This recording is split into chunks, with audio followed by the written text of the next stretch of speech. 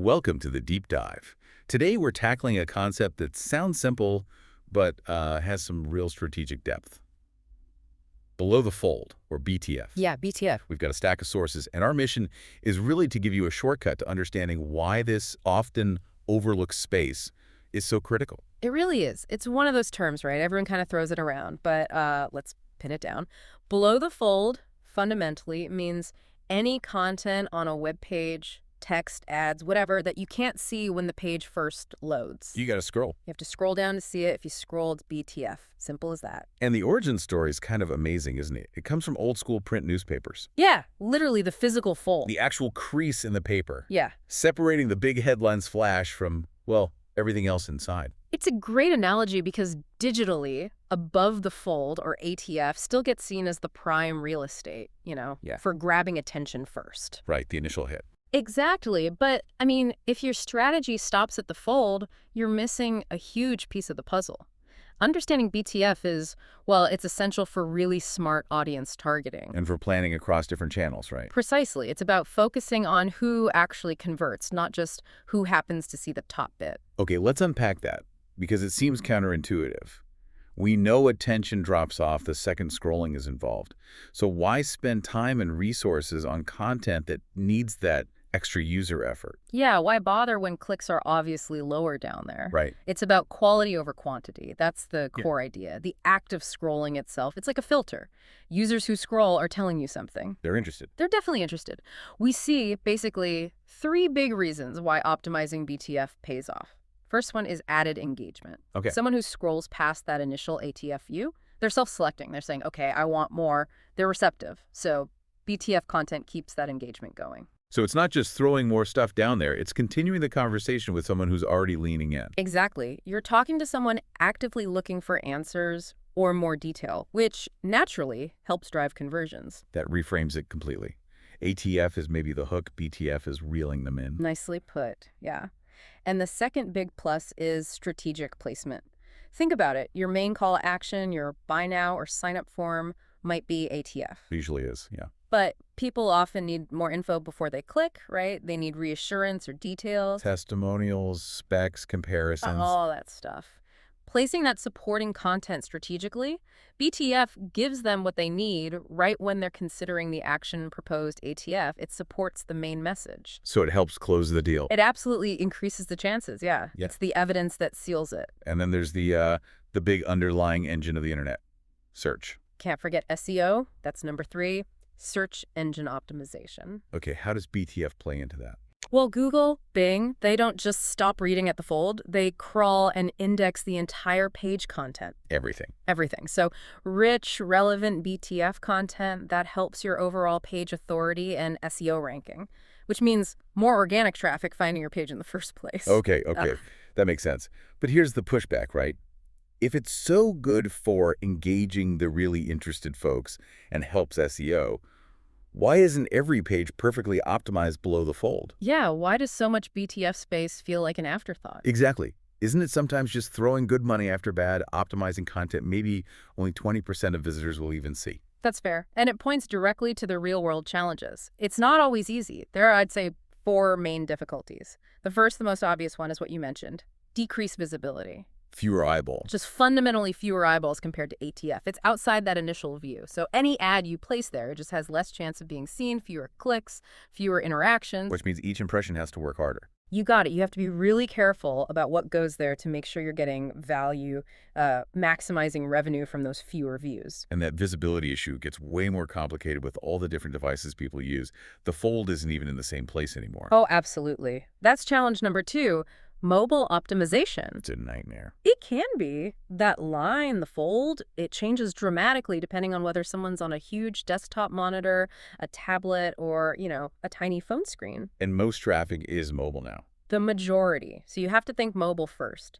I've seen designs where a key banner looks great on desktop, but on mobile, half of it's push BTF or it's completely hidden initially. Ouch. Kills the impact. Totally. So you need really careful, responsive design. It's non-negotiable. Okay, visibility mobile. What else? There's the human factor, right? Just effort. Yeah, plain old effort. Challenge number 3, scroll fatigue. People get tired. Or lazy. Both. We know a lot of users just won't scroll much, period. But even the ones who do start scrolling, they can get tired or lose interest the further down they go. Diminishing returns. Big time. If your crucial piece of supporting info is buried, like 7 thumb flicks down the page, even an interested user might just give up before they get there. Impatience is real. Okay, that makes sense. And the last one. You mentioned technical hurdles, especially with programmatic ads. Right. This gets a bit into the weeds, but it's crucial. Programmatic and platform challenges. BTF placements had a big impact on something called view-through rate, or VTR. VTR, remind us. Yeah, VTR basically measures if an ad impression was actually viewed by a human for a certain amount of time, not just technically loaded by the browser somewhere on the page. Ah, okay, so a BTF ad might load. But if the user never scrolls down to actually see it. The VTR is 0, or close to it. Exactly. And that causes problems with the platforms that sell the ad space, the supply-side platforms, or SSPs. It's publisher's tech. Right. SSPs want to sell inventory that performs well on metrics like VTR because it commands a higher price. So they naturally tend to prioritize high-visibility ATF inventory. Because it guarantees a better VTR score. You got it. Which can make it harder for advertisers like you to deliberately buy good BTF spots, even if you know those spots reach highly engaged users. The system kind of biases itself towards initial visibility. Wow. Okay, so the tech itself creates a barrier to valuing that deeper engagement. In some ways, yeah, it's a structural challenge. So pulling this all together, what's the practical advice for you listening? Given these challenges, lower visibility, mobile messiness, scroll fatigue, platform bias, how do you actually make BTF work? How do you use that space smartly? What are the best practices? Okay, the fundamental thing is don't treat ATF and BTF like 2 separate countries. Think of it as one continuous journey for the user. A narrative flow. Exactly. So first, best practice, craft engaging ATF content. This is non-negotiable. It all starts at the top. It has to. If your above-the-fold content is dull or confusing or just doesn't match why the user clicked in the first place, forget optimizing BTF. They're not going to scroll. You have to earn the scroll. Create that curiosity, that information gap. Perfectly said. Earn the scroll. Second, use visual cues. Don't just rely on curiosity. Nudge them along. Yeah, give them hints. Use design elements like maybe an image that deliberately continues below the fold, subtle arrows pointing down, gradients that break the page visually, guide their eye. Make it obvious there's more goodness down there. Right. You're actively encouraging that scrolling motion. It counteracts the natural stopping point of the fold. Smart. Okay, and the third, got to be mobile. Has to be. Third, prioritize mobile-friendly design. And I mean really prioritize it. Mobile-first thinking. Not just responsive, but truly designed for small screens from the start. Yes. Test constantly on different devices. Make sure your key BTF elements, the things supporting conversion, look right, load fast, and are easy to interact with on a phone. No compromises. Okay, engaging ATF, visual cues, mobile first. Got it. Now, let's zoom out a bit. This level of detail, thinking about where things sit relative to the fold, how does that connect to bigger picture marketing strategy? Budgeting, planning. Yeah, how does BPF analysis feed into those broader goals? It's fundamental, really. Understanding how your BTF performs is key for several high-level things, like refining your cross-channel media strategy. How so? Well, knowing which channels actually send users who bother to scroll deep tells you where your most engaged traffic comes from.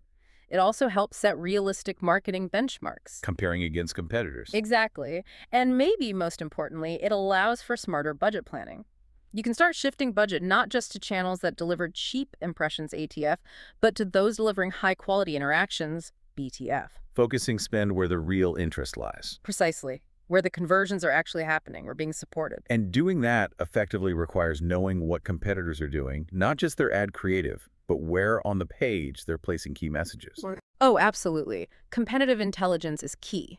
You need to know their placements, their creatives, ideally their spend patterns. If a rival is putting detailed technical specs BTF, they're likely targeting a very informed, engaged audience with that specific content.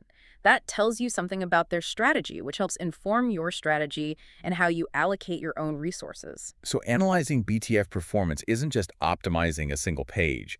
It's crucial for proving the overall return on investment, ROI. Absolutely.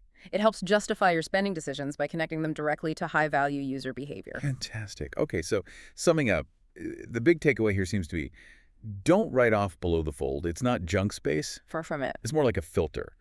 If you design your ATF well enough to capture interest and use smart design DTF to keep them going. You tap into a pool of highly engaged, high-intent users, which should lead to better conversions. Quality over quantity, like you said. Exactly. But, if we loop back to that programmatic challenge, it does leave us with a provocative thought. Well, if the platforms, the SSPs, are still mostly valuing inventory based on easily measurable ATF visibility, like VTR, how does the industry need to evolve its thinking?